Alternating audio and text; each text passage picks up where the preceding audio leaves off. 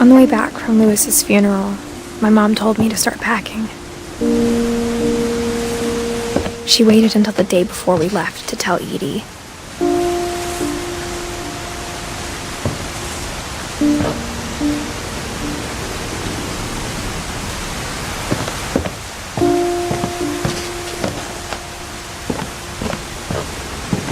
I'm not sure if she wanted to make it easier or harder.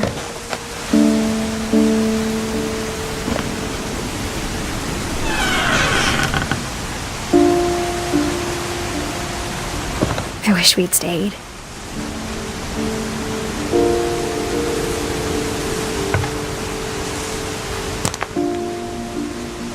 But I understand why we left.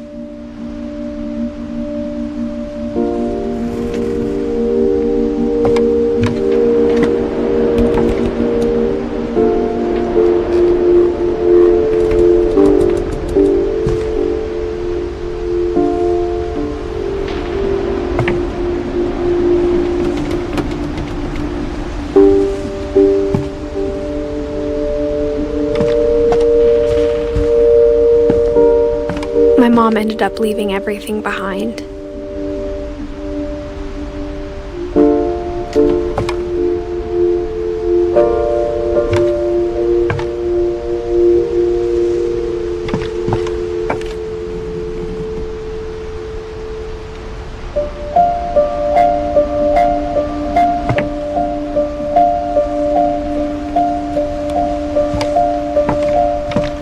What happened that night had been coming for a long time. Maybe it should have come sooner.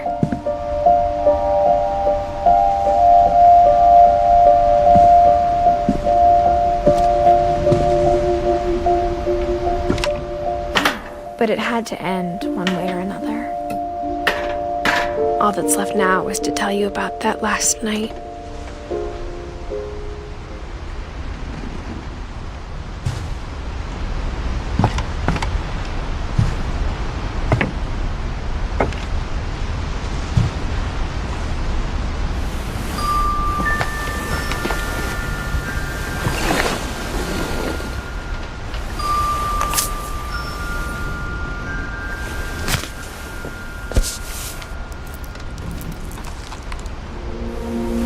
That whole last day, Edie just watched us pack and didn't say a word. Until supper, when she raised her glass and said, "To our final night together, and all our final nights apart." Grandma, you know what I said about alcohol. Some of your medications are very Edith, specific. I left a present for you in the hallway. Why don't you go open it? The grown-ups have to argue now. I'm sorry, you're right. We're all leaving tomorrow. Let's just enjoy our last... I'm not leaving. Edith, you're excused.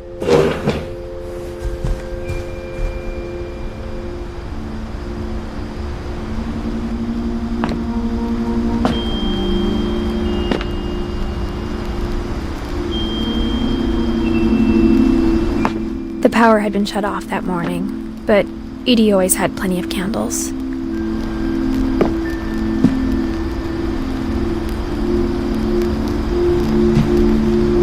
When my mom sealed the library, I don't think she knew about the other entrance.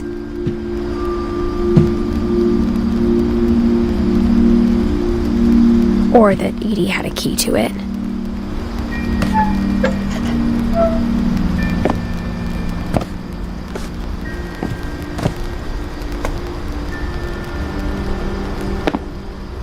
That thing you're afraid of isn't going to end when you leave the house.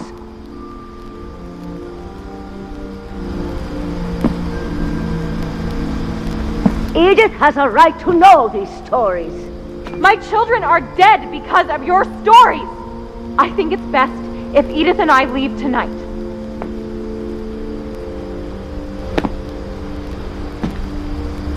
We'll have the nursing home send a van for you in the morning, okay?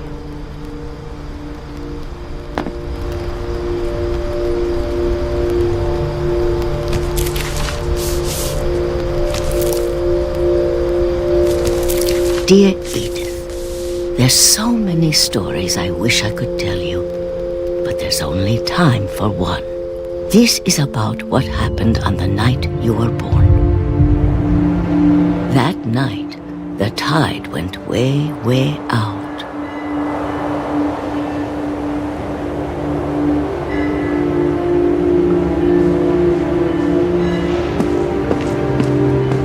It was the first and last time I ever saw the old house aground.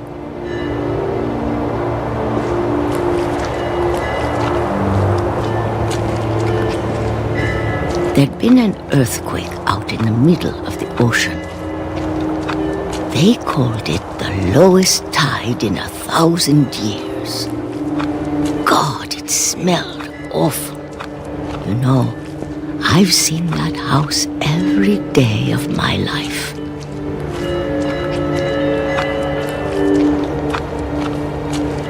But I never thought I'd go back to it. When the fog rolled in, I lost my way.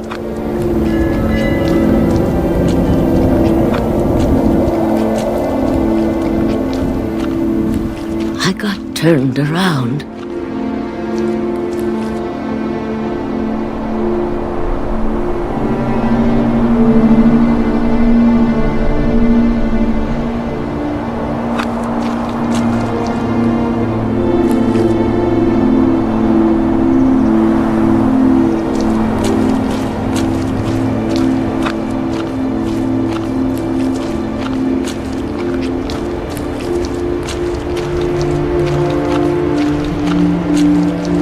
For a while, I wandered.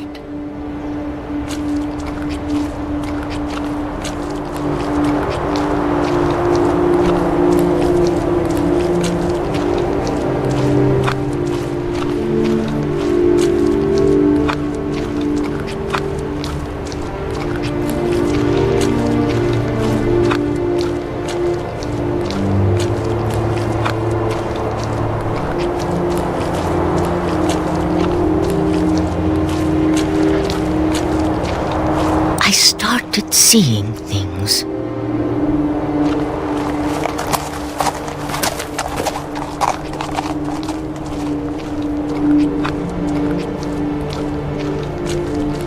Things I'd forgotten had ever existed.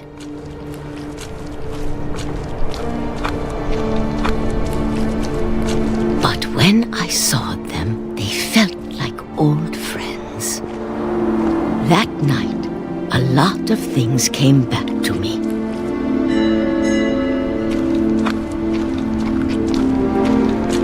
Or maybe I came back to them.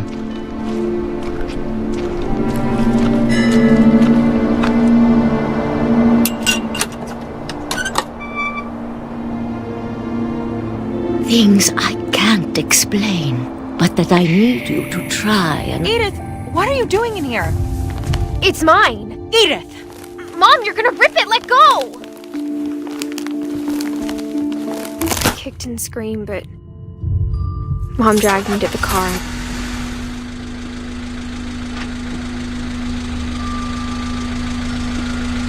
I never saw Great-Grandma Edie again. The next morning, the van came to pick her up, but she was already gone. After that, we moved around a lot.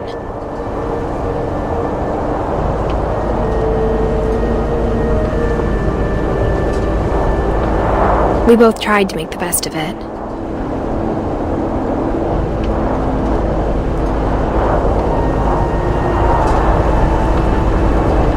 A few years went by.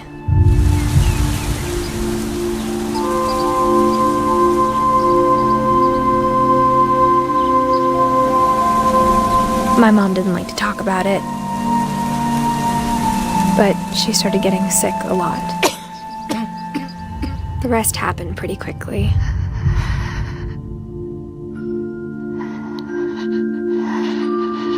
She got better for a while, and then she didn't. And then I was alone. The last Finch left alive.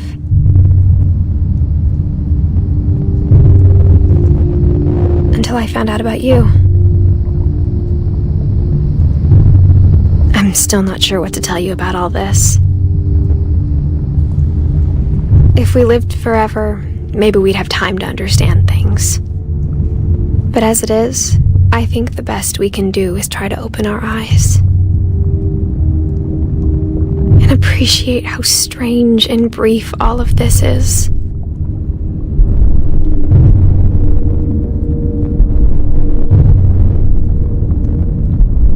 This journal was supposed to be for you. But now I hope you'll never see it. I just want to meet you and tell you all these stories myself. But I guess if you're reading this now, things didn't work out that way.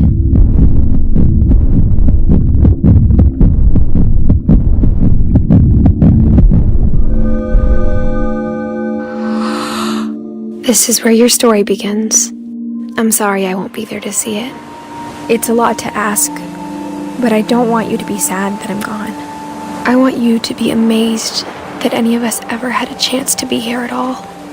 Good luck.